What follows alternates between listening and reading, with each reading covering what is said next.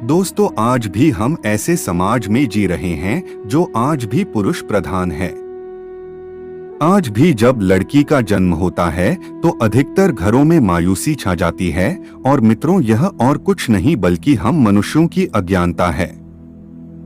लड़की को पूछ समझते हैं, परंतु आपको जानकर हैरानी होगी, लड़की का जन्म हर किसी के घर में नहीं होता, बल्कि उसी के घर होता है जो भाग्यशाली होते हैं और अपने अपने पुण्य कर्म अर्जित किए होते हैं। और आज हम आपको यही बताने जा रहे हैं कि भगवान कैसे घरों को लड़की का जन्म देने के लिए चुनते हैं और वह कौन से पुण्य कर्म है जिसकी वजह से कोई भी इंसान बेटी का माँ बाप बनता है। नमस्कार मित्रों, आप सभी का हमारे चैनल आत्मज्ञान में हार्दिक अभिनंदन और स्वागत है।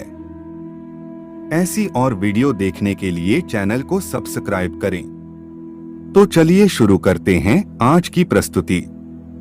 दोस्तों, एक बार भगवान श्री कृष्ण से अर्जुन पूछते हैं कि माधव, किन कर्मों के कारण किसी के घर पुत्री धन की प्राप्ति होती है, अर्थात कैसे घरों में बेटियों का जन्म होता है। तब श्री कृष्ण अर्जुन से कहते हैं, हे पार्थ, अगर किसी के घर बैठे भाग्य से होते हैं तो बिटिया सौभाग्य से, और जो भी स्त्री या पुरुष अपने पूर्व जन्म में पुण्य कार्य अर्जित किए होते हैं उन्हें ही एक बेटी के माता पिता होने का सौभाग्य प्राप्त होता है। बेटियों को जन्म के लिए उन्हीं घरों को चुना जाता है जो बेटियों का भार सहन कर सके, क्योंकि तीनों लोकों में स्त्री अर्थात बेटियां ही ऐसी होती है जिसका भार हर कोई सहन नहीं कर सकता। वह बेटियां ही होती हैं जो इस सृष्टि को निरंतर चलाएं, मां होने के लिए अपना सर्वस्व निछावर कर देती हैं। हे अर्जुन, पर जिस दिन इस सृष्टि में बेटियों का जन्म लेना रुक जाएगा उस दिन धीरे धीरे इस सृष्टि का अंत हो जाएगा। मित्रों, भगवान श्री कृष्ण के इन बातों पर गौर किया जाए तो उनका कहा बिल्कुल सही है, क्योंकि बेटियां अगर नहीं होंगी तो किसी का भी वंश आगे नहीं बढ़ सकता। दोस्तों, आपने भी कई लोगों को कहते सुना होगा कि जिस घर में बेटी का जन्म होता है वह घर स्वर्ग के समान होता है, क्योंकि बेटा तो केवल एक कुल को रोशन करता है, बेटियां तो दो कुलों को रोशन करती है। माता पिता के घर वो बेटी के रूप में अपने उत्तरदायित्व का निर्वहन करती हैं, तो ससुराल आकर एक बहू के रूप में सारे कर्तव्यों का पालन करती हैं। दोस्तों, आजकल आप सुनते ही हो, बेटियां बहू परिवार में किसी के मर जाने पर उसका वर्णन नहीं कर सकते। लेकिन यह बिल्कुल भी सही नहीं है, क्योंकि रामायण में बताया गया है कि प्रभु श्री राम के पिता राजा दशरथ की मृत्यु हो गई तो माता सीता अर्थात राजा दशरथ की बहू नहीं, उनका पिंडदान किया था, जिससे उन्हें जन्म मरण के चक्र से मुक्ति मिल गई थी। इतना ही नहीं, हिंदू धर्म शास्त्रों में बताया गया है कि बेटियां भी अपने पिता के नाम का पिंडदान कर सकती हैं। वही अगर ससुराल पक्ष में कोई पुरुष नहीं है तो इस स्थिति में बहू भी पिंडदान कर सकती है। इसलिए मित्रों, वह लोग बहुत किस्मत वाले होते हैं जिनकी घर में बेटी जन्म लेती है। वही वह परवल किस्मत के होते हैं जिनके घर एक से ज्यादा बेटियां होती हैं। शायद यही कारण है कि बेटियों को लक्ष्मी कहा गया है। दोस्तों, बहुत से लोगों की सोच यही होती है, बेटी है तो बिना समय गवाएं और इस पर पढ़ाई में पैसे लगाएं, जल्द से जल्द शादी कर दो। लेकिन यह सोच एक बेटी के भविष्य को बर्बाद कर देती है। जरा सोचिए, एक बच्ची के मन में कितने सपने होते हैं, उसे कुछ करना है लेकिन यह सपने सिर्फ सपने ही रह जाते हैं। इसलिए अपनी बेटियों को सपने पूरे करने देना चाहिए। उन्हें जीवन में हर वह खुशी दे जो उन्हें मिलनी चाहिए। एक बेटे से ज्यादा एक बेटी हमेशा अपने माता पिता के लिए सोचती है।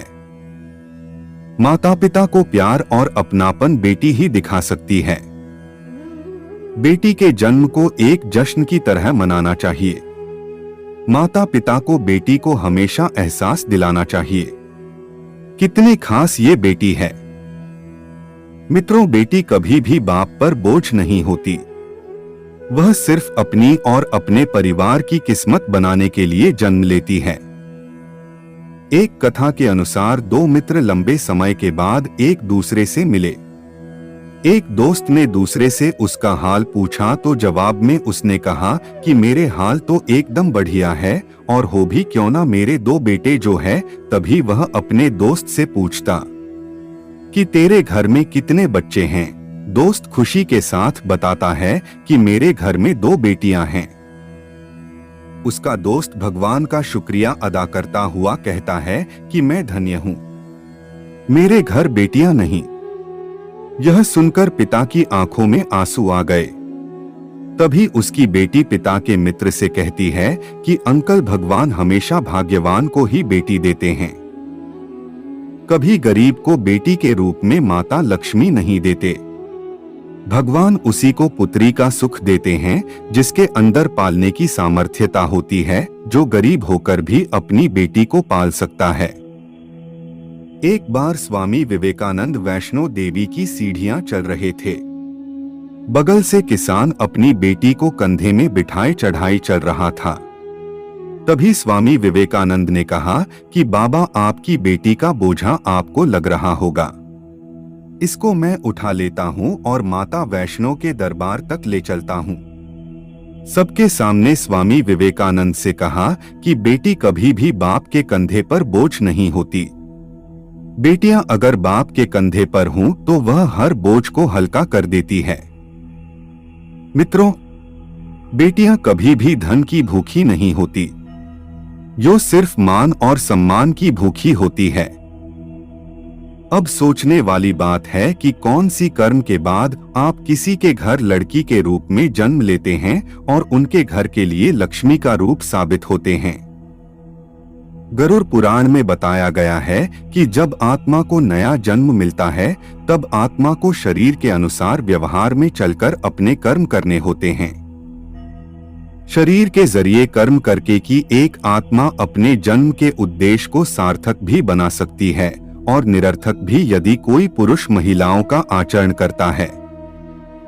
स्वभाव में महिलाओं वाली आदतें ले आता है या वही काम करना चाहता है तो एक महिला को करना चाहिए, तो ऐसे ही पुरुषों का आत्म स्त्री का शरीर धारण करती है।